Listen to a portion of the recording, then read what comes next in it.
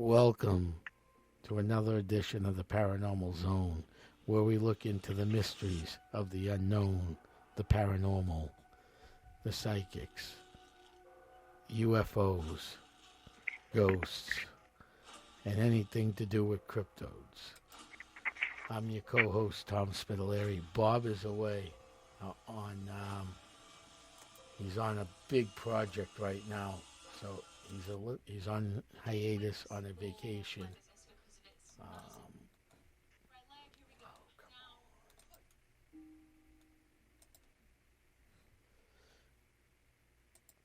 So today we have Melody Larson on. She is best way to describe you, Melody, psychic, communicator, and she lives in southwestern New Hampshire. So we have guests coming on from all over the place. As you know, we've had them on from Rhode Island, Massachusetts,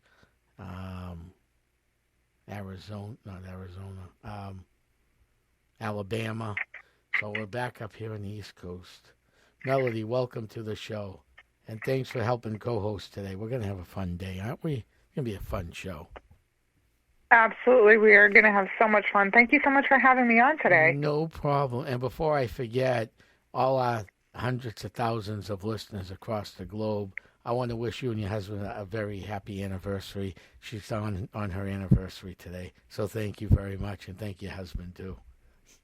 Oh, thank you so much.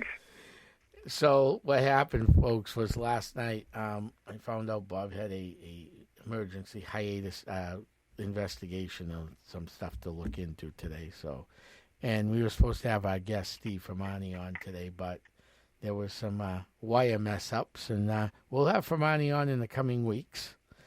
It's not an issue. So today we have Melody. So Melody, why don't you tell our great listeners across the universe, the paranormal universe, the paranormal zones universe, what you do? Okay, so I am a Reiki Master, which is a form of universal life energy. I work energy through my hands to help heal people. I work very much with the chakra system, with clearing out stagnant energy to help people feel better, feel more aligned, and help them connect more with the universe. I also read tarot and oracle cards so that I can channel messages from spirit that people need to hear. I am a bit of a clairvoyant. Usually that happens when I am reading cards or I have my hands on people when they are on my Reiki table. My different certifications through my Reiki practitioner allows me to be able to do that because I'm not only certified in Usui, which is how most Reiki practitioners get their start.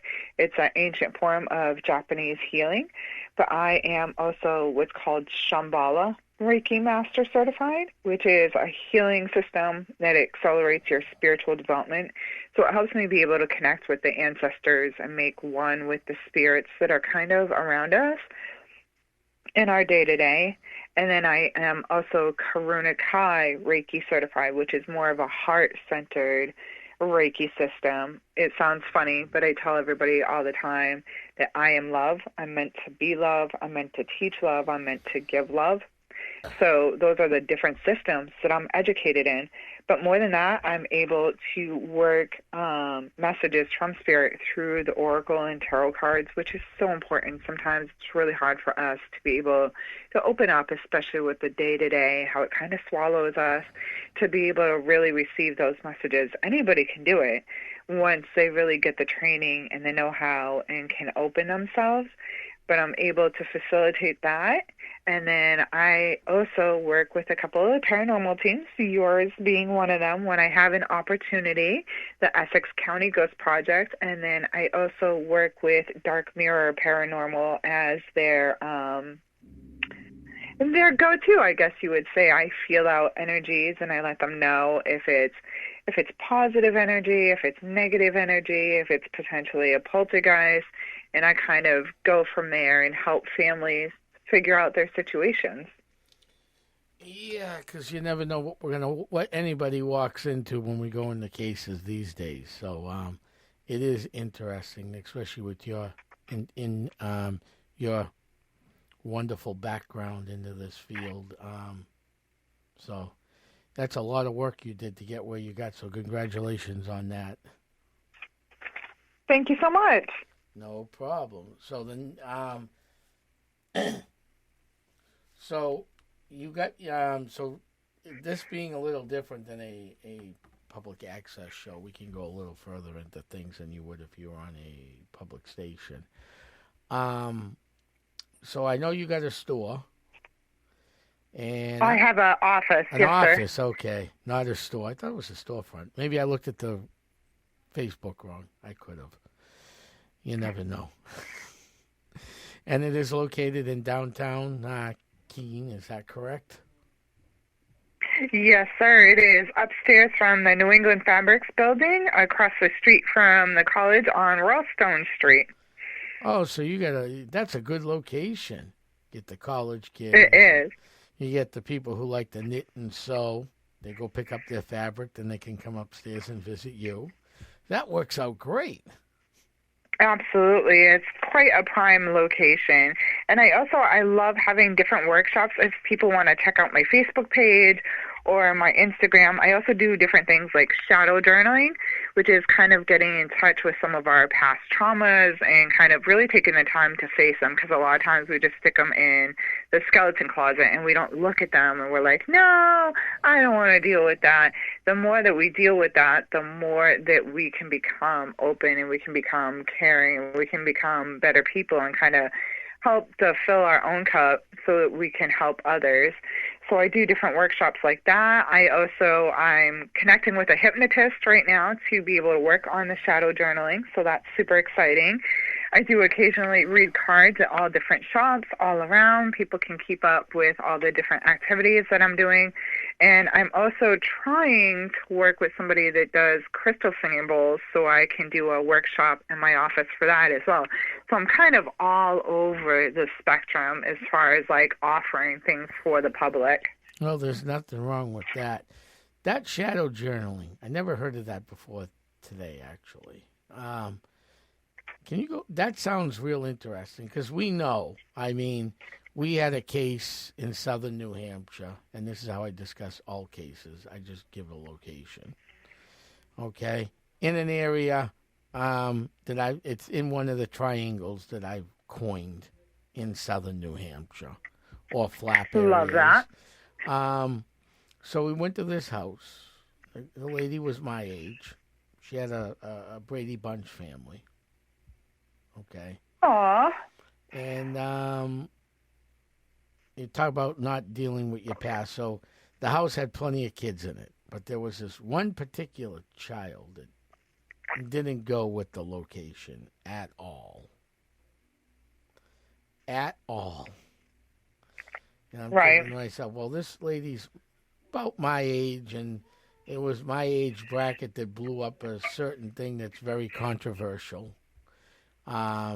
Most of the women in my age bracket are the ones that really pushed the envelope and did what they had to do. I get that, and I respect that, but as far as it is controversial. So we picked up another baby. It didn't belong to the house. Didn't belong to the housemaid, the black housemaid that was impregnated by the white owner of the tavern at the time. Wow. There was that put all those children so nobody could see them in the well. Oh my gosh. Which comes across a lot when we go into old homes. You find wells, or you feel the water underneath your feet in the basement. It's an old well, and you're getting hits off the pendulum and everything else like there's no tomorrow. Oh, yeah. Well, come to find out, she had an abortion when she was younger, and that was the child. Oh. So we actually lost that case because we went too far, according to the owner's husband, who was her third. They were both on the second or third marriage together.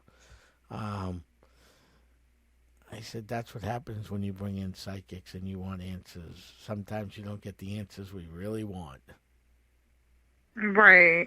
I've been holding... Yeah, Yeah. Unfortunately, that happens to be the case a lot. And that's what I tell people is like working on your shadow work is much like So when we go into homes as paranormal investigators, we know sometimes that it's not always necessarily paranormal. It can be Right. more poltergeist activity, right? Correct. Now, poltergeist activity is when there's a whole lot of negative energy. Like, let's say, you're a dad and you're in the process of maybe losing your job because they're about to lay off a bunch of people, and you're worried about the mortgage and you're worried about taking care of your family.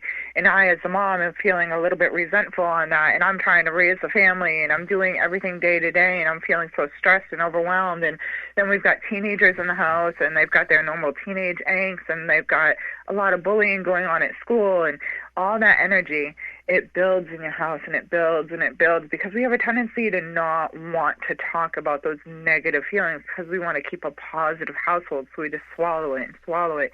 And that our houses are their own entities, and they absorb all of that energy, and then it creates that poltergeist kind of energy, which is like things slamming around or things moving, or a lot of bad luck happening.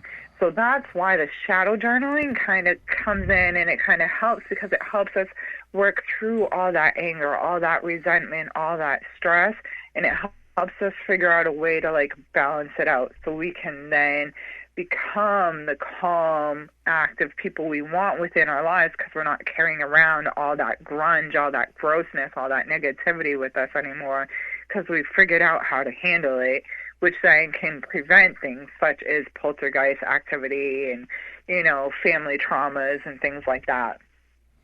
Right. No, well, that's a good thing, though. That's a real good thing, because most of the time we go into houses, it's a lot of trauma, a lot of drama, trauma.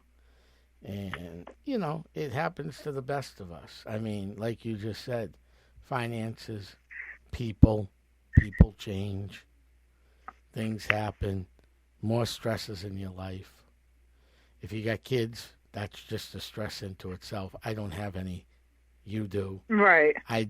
But I've seen plenty of parents out there stressed out. I have plenty of friends who have kids that some of them are more bald than I am,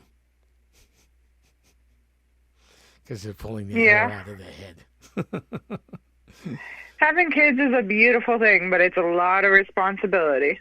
So, I mean, you add that stress onto it. And then, like you said, with a downward economy coming and everybody talking of the downward economy and obviously all the problems overseas, I mean, you can't even go on Facebook anymore and not even see that. I mean, it's literally all over the place.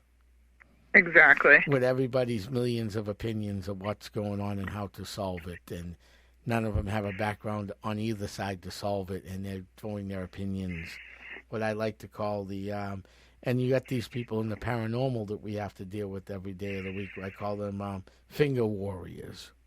All they can do is get on their keyboard and type and tell you how they feel instead of calling you. I don't know what happened to the old phone, but I miss the days of the old phone where you actually had more communication with people. Yeah, unfortunately, we're skewing in a different direction, as sad as it is.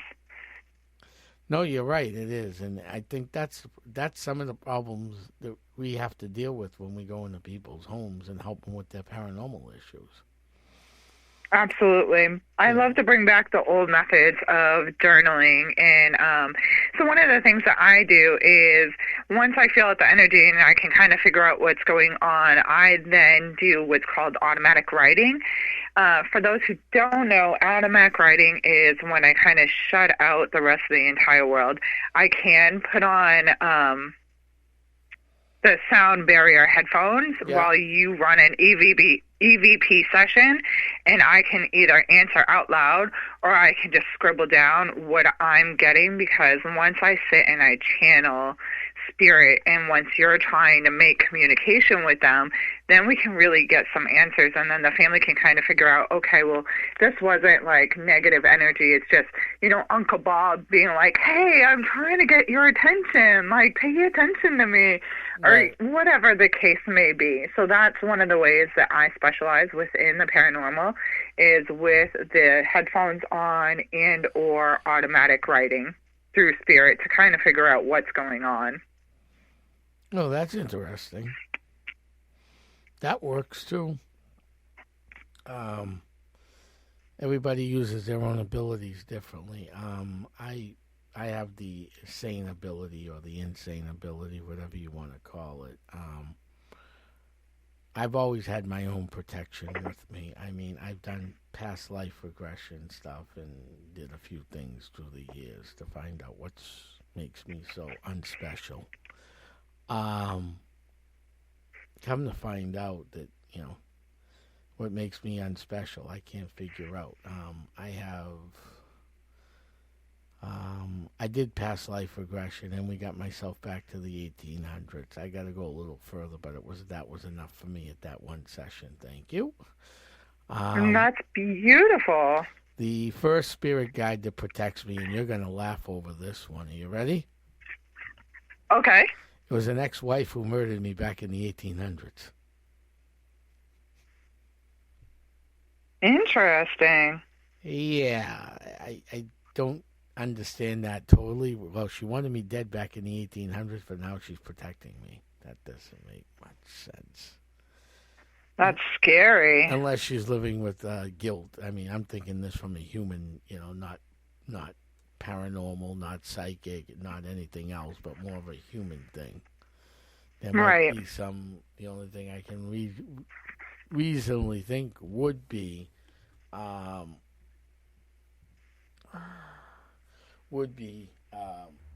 she's feeling bad what she did, and she's living that. Right. And the other one I got later on. So she's within your realm of your spirit guides. Right. And the other one I got later on in life. And that was my grandfather after he died.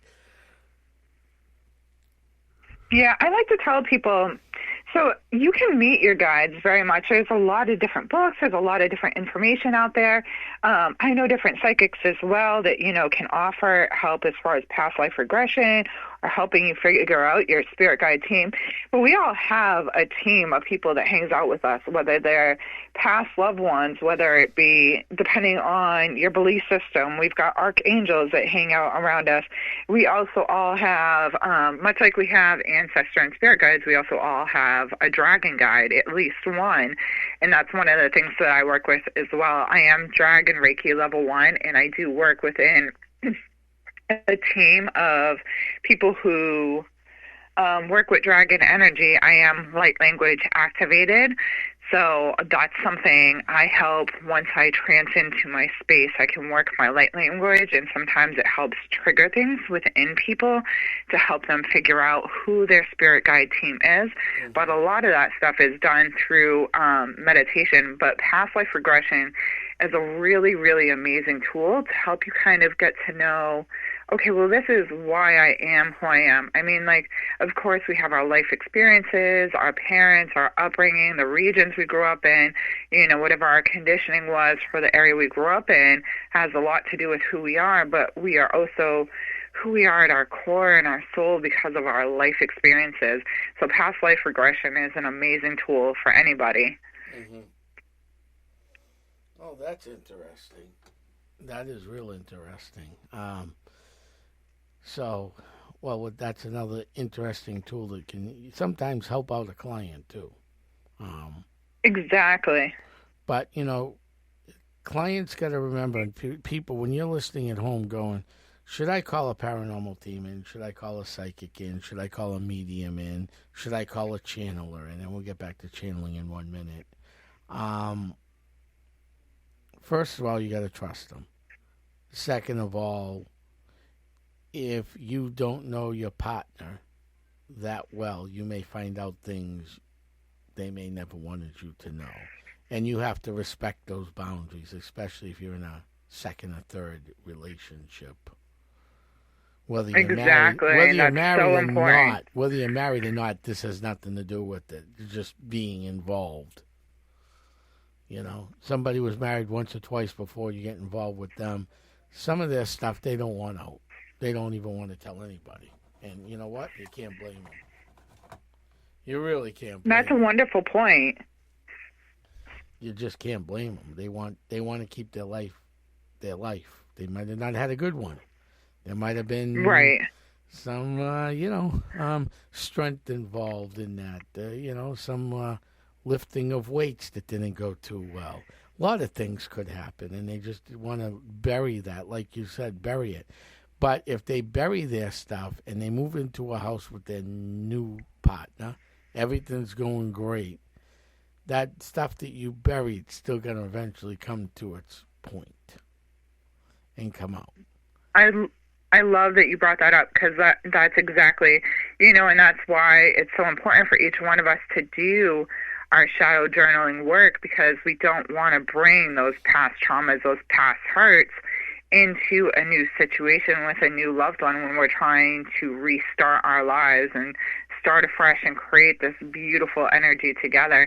I love that you brought that up because, we all do have our stuff in our past, whether it be, past family functions. A lot of people our age, we did get spanked. We got the switch. We got, sometimes our home situations weren't always good, or you have certain women that came from impoverished backgrounds, so they are more likely to be exposed to rape or to molestation, things like that. And families were very closed back then, so they just hush everything up and kind of swept it under the rug. So we all have those things that have happened to us, those past things that we don't like to talk about, that we don't want anybody knowing, and that exactly can affect our household and affect our other loved ones. So I love that you brought up the fact that, like, hey, if you call in a team, we're going to dig and we might find some stuff that you weren't ready for. Are you aware that this can happen to you? In fact, when I get the initial phone call, and I started doing this a couple of years back after that one interesting case I told you about. I've had many interesting cases like that, but this one, they were very upset for obvious reasons. But I tell people now when they call me, this is what we do. Sometimes the secrets of your past may come out, especially if we're working real hard to try to figure out what is causing the haunting for you, because it could even be that. So you just need to be prepared for that.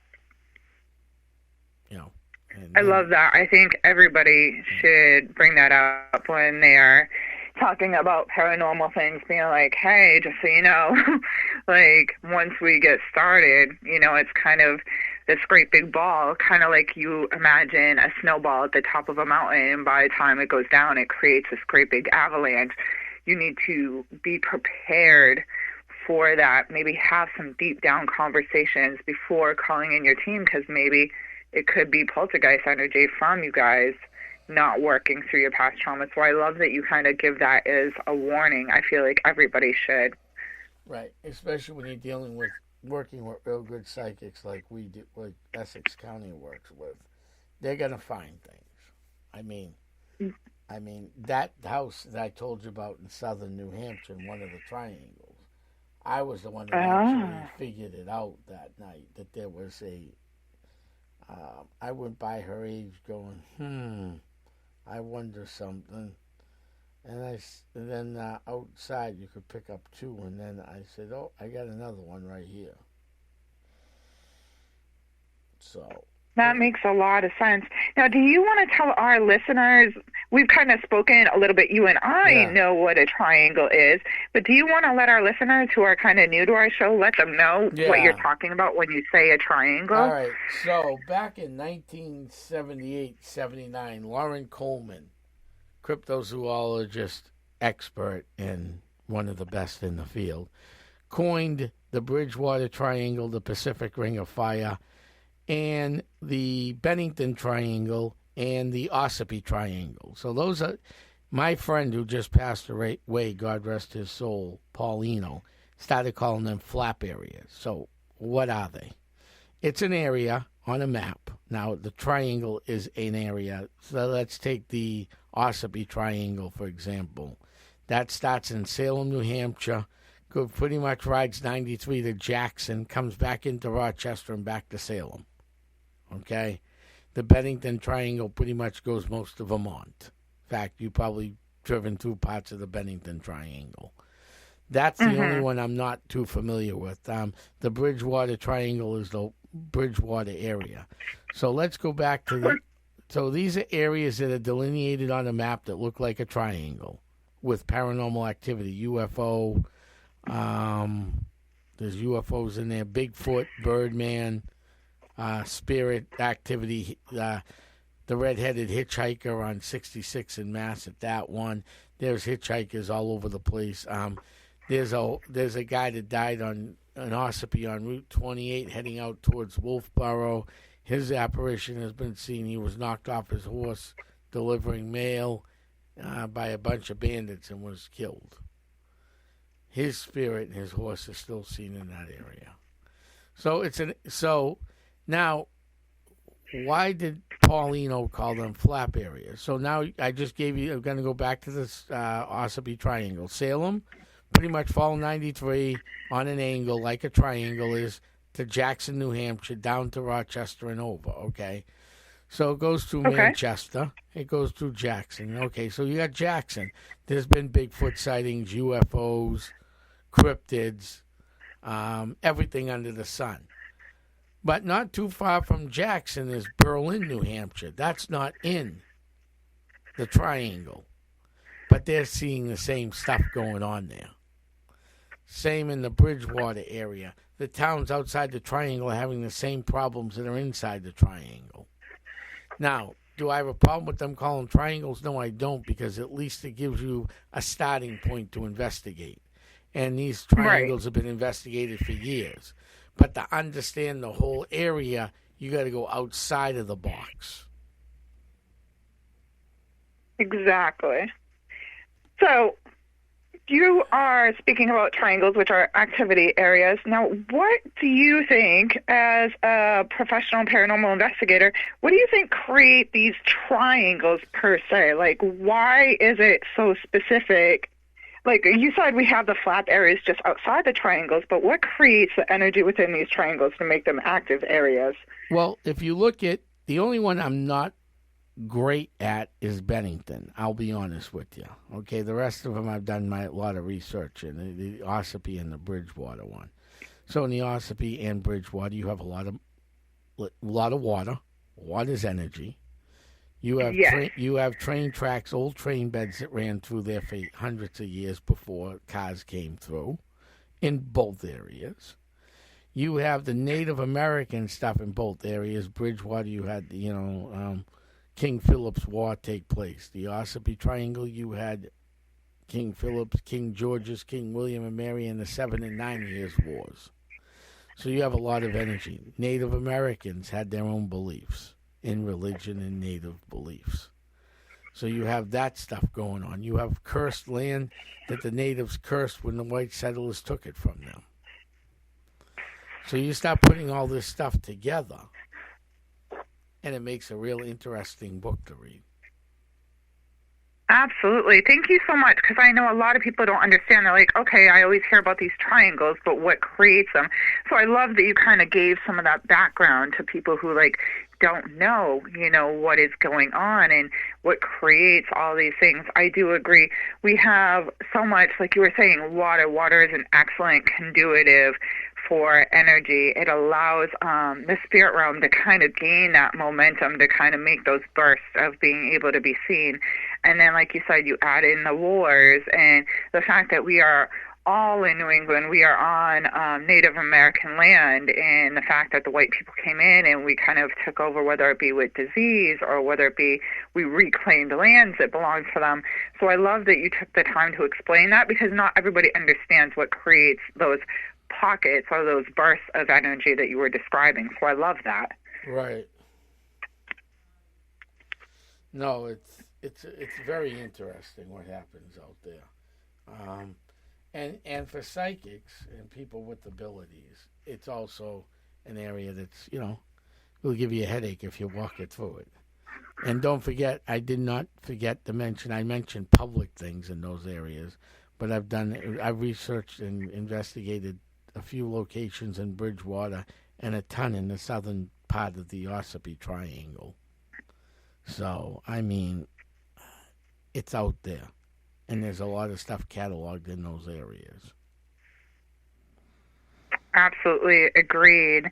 There's so much amazing stuff to learn about and learn to research. And I think it's great for us to have these conversations so our listeners can know, like, hey, check out this area. Hey, check out that area. As far as psychics, you're very right. You can tell when an energy shifts. You can tell when you feel something change within the air, the temperature. You get like a certain pressure or you get a headache, and that's how you know you're kind of in an active area. I know for myself, I've kind of traveled all over the country. One of the biggest areas, of course, is Sedona, which lays on the ley lines, which are active ground lines for, America, for energy and things like that. You can just feel the great energy shift. There's like this great sense of relief, and it's like everybody opens up and just turns into these like beautiful light beams. And I think that's absolutely incredible. Do you want to talk about maybe some ley lines that are here in our area? Well, yeah, I was just going to mention that the ley lines go right through the Bridgewater and Ossipee triangles. They go right through Massachusetts and New Hampshire. And they are energy lines. I was working in Exeter, and I was volunteering at a local historical society, not in Exeter, but a town around Exeter. Because I dropped my mother off to work early in the morning, and then I'd have to be to work by either 10 or 11, depending on what day it was. And I was bored. Drop somebody off 7:30, go get breakfast. You don't hang out for so long at breakfast places, and you get something. You got to find something to do to kill time. So I found that this society was open. This museum was open. I work at a museum. I won't say where, but I do work at a museum, and I am a history buff. I am a history major in anything that was prior to the American Civil War. I majored in, including the French Indian War and the 7, 9, 12, 14, whatever you want to call it, wars. Those were what I really, really concentrated my studies on. So I have a huge background in the early colonial history and the wars. And where was I going with that now? Oh. Ley lines? Ley lines, yes. So I was up there volunteering, and these ladies came in. It happened to me at another one in southern New Hampshire, too. Come in and go, excuse me, I'm looking for someone that can talk to me about ley lines in this area. Oh. And they're all looking at it like, what are ley lines? I'm keeping my mouth shut because these volunteers have been involved with that museum. Some of them are on the boards. I'm just watching this play out. It happened at another one in southern New Hampshire, too, so that 2 different times it happened. So in the one that's closest to the Massachusetts line, I've been involved with that museum off and on since I was like in grade school. So I said, let me handle this because I know what she's looking for. The other one, I just kept my mouth shut, and they said there were no ley lines in there. I'm like, yeah, I don't think so. There were no ley lines in your town. Let's go back to the one that actually gave a hoot and said, let Tom handle this. So we find out the place that they're having issues in, which isn't too far from my house, but in another state, because I'm right on the border of Mass and New Hampshire, that there are ley lines running through this house, and these people are having all sorts of issues. Oh. Yeah, so that's the Salem, New Hampshire one. The other one was up in the Exeter area. That lady couldn't figure out why. There were ley lines that ran through that, but there was another issue with that house. So in the 1700s, where do you think they buried you if you died? In your backyard. You got it. Okay, what happens if you died in New England in, say, November, December, January, February, and maybe even March? Where would you be buried? Well, it would be freezing, so usually they would keep you, I believe, when they keep you in the basement until the ground thawed so that then they could bury you. Is that correct? That is partially correct, yes. Sometimes they kept you in the basement so they could put you under the big oak tree that's 250 feet from the barn, okay? Or sometimes they dug a hole in the basement and buried you, or they dug a hole in the barn. Huh. And in this particular case, we couldn't find the burial of the original owner. So I'm assuming they buried him in the barn, which would explain why the brand new house was having all sorts of problems. The old house was having problems because of what the family did. So we're going to talk about that because this deals with you too in a way. When you go to a house and they go, well, I got a new house. Why do I have paranormal problems? I shouldn't. Well, what was there before there? Well, it was all woods. Well, what was there before the woods? Right? Exactly. Settlements and everything. And that's what I tell people when they're revamping homes, because a lot of times when you are revamping your home, you're going to find that activity does ramp up, and that's because you are disturbing the place of the previous owners or the previous spirits. They got used to it being a very certain way. So now that you're disrupting the land and you're disrupting the building and you're changing things, spirit's going to be like, hey, what are you doing? Correct. And the other thing that happened with this particular homestead was I pulled I also looked at the deed of the land. Okay. Ever look at an old deed? I haven't been able to do so yet. Okay. So if you go to a museum and you see this old deed, right? It doesn't matter what it's for. And you see this red dot. Do you know what that red dot is? What is it? So how they signed things back in the day, if you didn't have proper penmanship, you'd slice your thumb, draw a little blood, mix it with some clay, put your finger on it, and stamp it. That's a human blood stamp. Oh, wow. Yeah. So it's quite interesting. It really is. So I read in the deed that grandfather, 8 generations back, said this land was never going to sell. If it sold, I would be back. Oh. I don't think they took the heating too well. Right. That's interesting. So he had already said, hey, I'm coming back for you guys. Like, don't mess with my land. Right, and 12 generations later, they sold it. Wow. So, I mean, you never know what you're going to get when you get to a case. That's why every case is different. No case will ever be the same. Exactly. Now, I know we don't talk about cases per se, but I've mentioned a situation of 2 already on this show. Do you have a situation that you'd like to talk about that might have scared you or woken you up and made you think differently? And just think of how I did my talk when I said that, if you want to follow the same lead. My experiences go way back to when I was a kid. I would see things that other people didn't see, but I didn't know that other people didn't see what I saw. I would be like, oh, do you see that car across the street with those kids? That car is really different. It looks really old. And people would be like, what are you talking about? So I always had like little experiences like that. One of my biggest experiences, though, I remember being a little kid, and it's kind of how I found out like spirit guides and things like that. My mom would go to like make breakfast, and like she'd like leave like an egg wash mix, and it would be sitting on the dining room table, and then she'd go to turn back, and it was like in the middle of the kitchen floor. It wasn't spilled, it wasn't knocked over, but it was like in the middle of the floor. And that's how she kind of came to figure out specifically that energy was kind of connected to me, and that I was different than other kids. I lived in an area that had Spanish people that were here from Puerto Rico, and they have really different beliefs in necessarily the American system. They're very, very in connect with the spiritual side of things. Well, my mom had a meeting with one of our neighbors, and she said, listen, you need to have your child bound for now until she can kind of figure out how to use her abilities, how to use her gifts. But for right now, they're creating chaos, and it's going to create more chaos within our area. Nobody's really going to be safe from that because she doesn't know how to control it. So my mom went ahead and had me bound when I was pretty young. So I didn't come back to my abilities till I was like 17, 18 when I started to like figure out, okay, well, you know, not everybody has this gift, not everybody has this intuition, if you will. We all have the ability to have that, but not all of us know how to use it in day-to-day life. But I've always seen different things and had different experiences.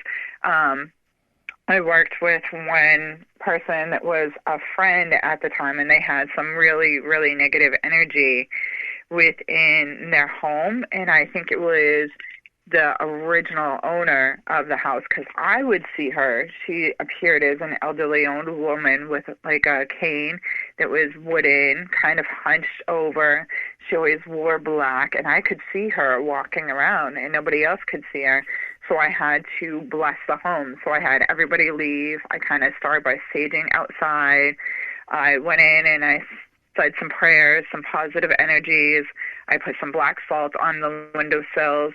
And you could just feel the energy. And once I was doing the chanting and the prayers, the window literally slammed shut as the energy left the building. People outside saw the window whoosh and like wind come out from inside. I didn't have any fans going, nothing like that. It was very stagnant energy, but people could feel and see that energy leave. Oh, wow. Wow. So you just brought up a great point, too. Most psychic mediums that I've had on my shows before, or I've interviewed, I never ask the question at all. I just usually wait. All started when they were young, all their abilities. And the family didn't really want to deal with it, so they found different ways of dealing with it. You were bounded up, and other people were just told to stop talking about it, and they did. Right. I'm going to tell you right now, I'm not a big believer in that. If your kid's got abilities, they need to learn at a certain age how to deal with them. I'm not a believer in hiding and bounding, because that's what happened with me. And when I figured out that I don't have abilities like psychics. I'm not a psychic. I'm not a medium. Okay? But one way I use to get rid of some negative energies and stuff is because of the protections I have. I will channel. And that's wonderful. That's how I get rid of the problems out of people. I'll channel them out of the house. But everybody is different. My family hated that I got into the paranormal.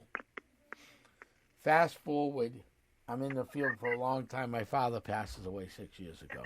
It's time to clean out the barber shop. Yeah, he had cancer and stuff. It's time to clean out the barber shop. The last person you want to send to clean anything out is me. Okay? Because what most people will think of trash is, I'll think it is a historic relic and need to be saved.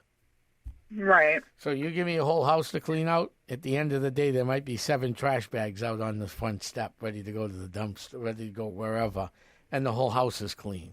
And you're like, where is everything? Mm-hmm. Well, don't worry about it. It's out of the house. Right. I did what you asked.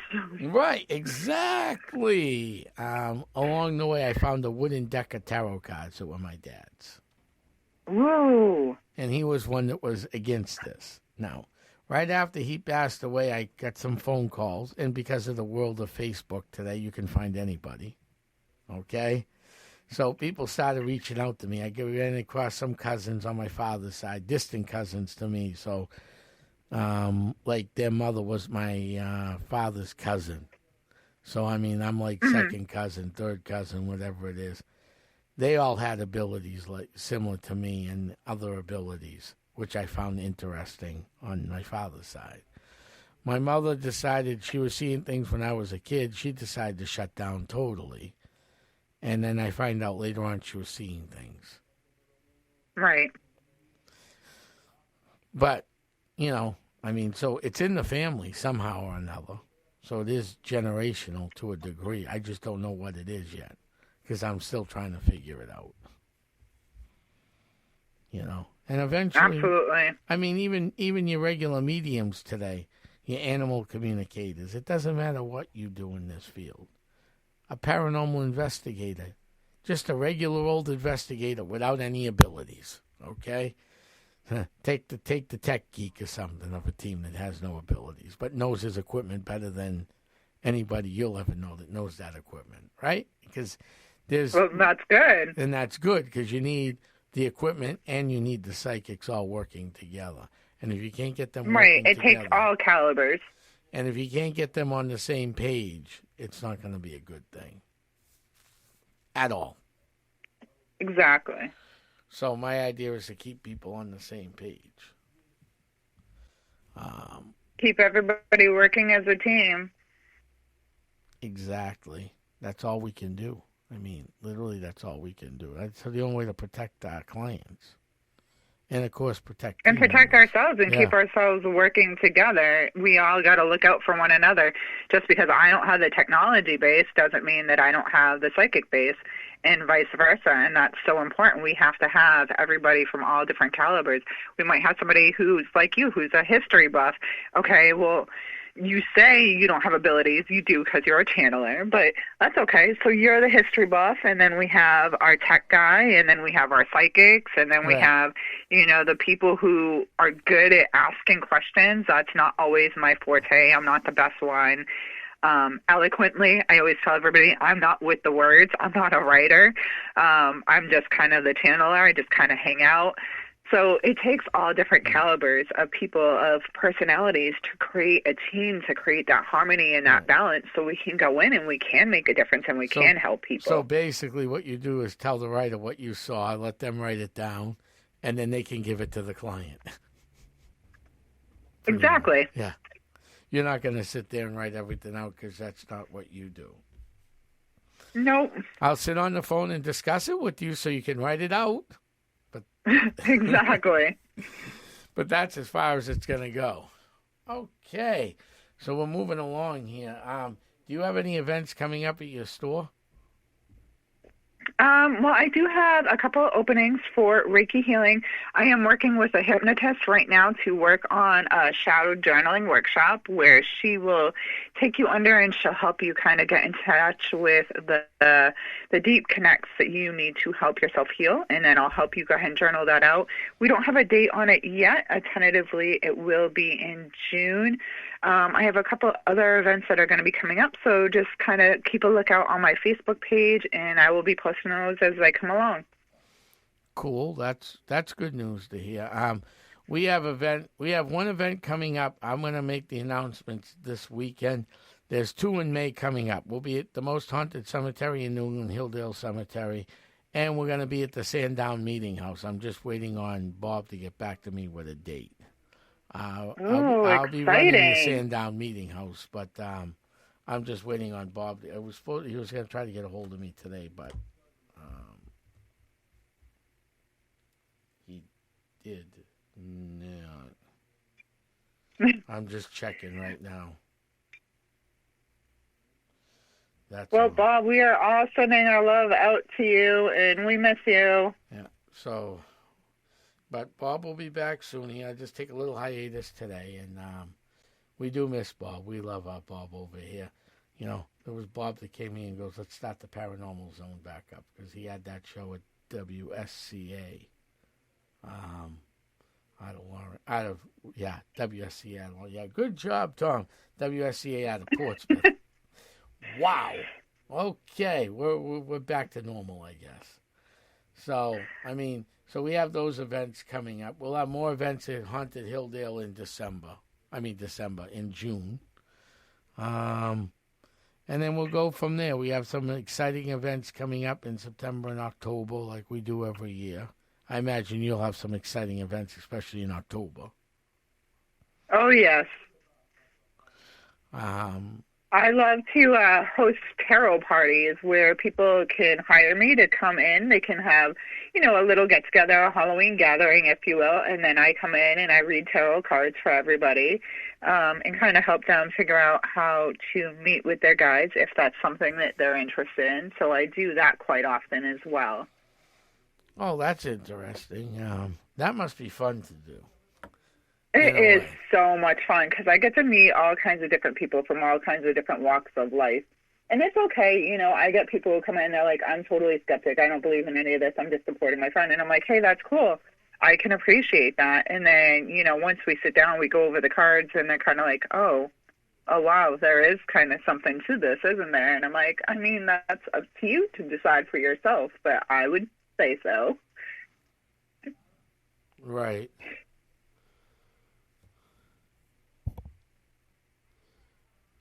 That's interesting.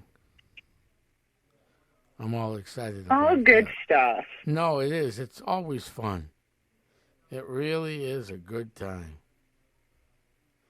You know, I'm happy to see things going on in the right way. Happy things are going in the right direction. And we can always go from there. Absolutely. Well, it's been a pleasure No, talking it's to you been a today, great. Tom. Thank you for having me on. No problem. We're gonna actually. This is the only show we're cutting a little short today because we have something else going on here at the studio. So sorry about that, folks. I want to thank Melody for having us on, having come on today, and then last minute become a guest, which is hard to do. She was going to come on as a co-host today. She did co-host and guest, and did a great job being a guest too, didn't she?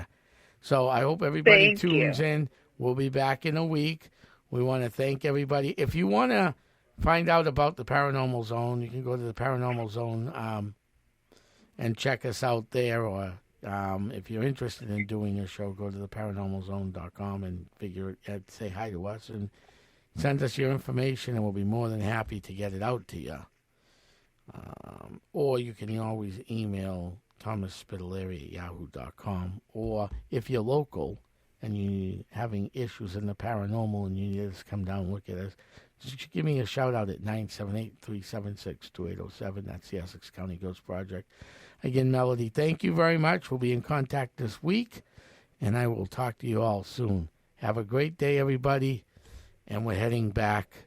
I'm heading back to my crypt to relax and enjoy. We'll see you soon. Have a beautiful day, everybody. Enjoy your weekend.